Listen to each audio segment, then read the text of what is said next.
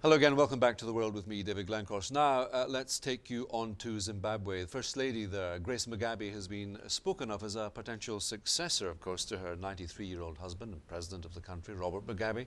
But Dr. Amai, as she is known locally, has surprised many by the speed with which she has risen in the Southern African nation's ruling ZANU-PF. Well, room has been created for her candidacy for the presidium after both Joyce Mujuru and Emerson Mnangagwa were fired as Mugabe's vice presidents.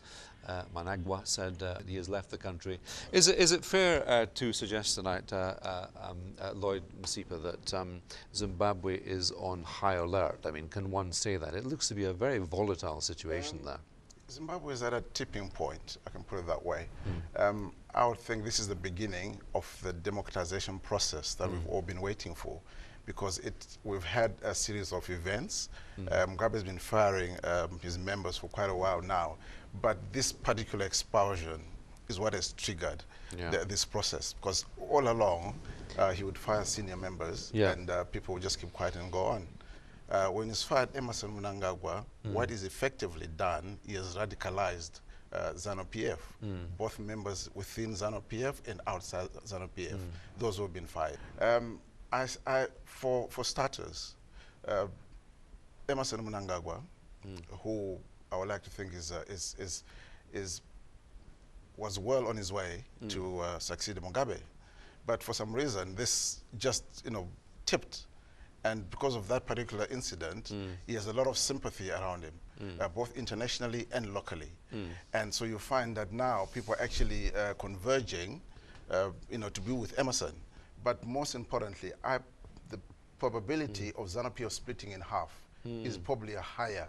That's probably the hot button issue that I see at the moment. No, but so as far as I can determine, what's happened is that he fled to the border, and he's gone now. He's not in the country?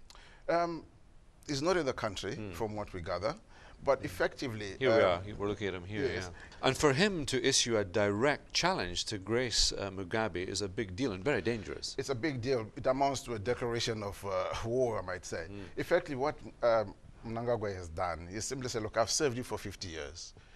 But Mnangagwa has been one of the most loyal cadres Mugabe ever had.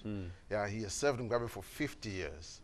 And then after 50 years, he gets accused of trying to overthrow Mugabe. This is quite inflammatory, isn't it, and provocative. He said, I'm just quoting, this is not personal property. He's talking about the government, the country. Yes. This is not the personal property of you and your wife and to family. Do as you please. Yes. So, I mean, it's like a red rag to a bull. I mean, he's not going to get away with that, is he? When I say that his expulsion is radicalized himself, every member in ZANU-PF, and those that have been expelled in ZANU-PF.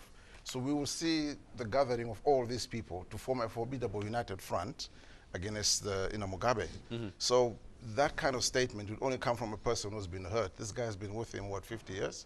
So something is happening. The sentiment has changed. There's a lot of sympathy for Emerson Mnangagwa on the ground, and I believe he's going to actually take advantage of that. The war veterans are on his side. All the other members that have been expelled in the past are also coming in. And they're saying, look, we will have to do something about this. Okay, Lloyd Msipa, thank you very much indeed to come in and talk to us tonight. You're welcome.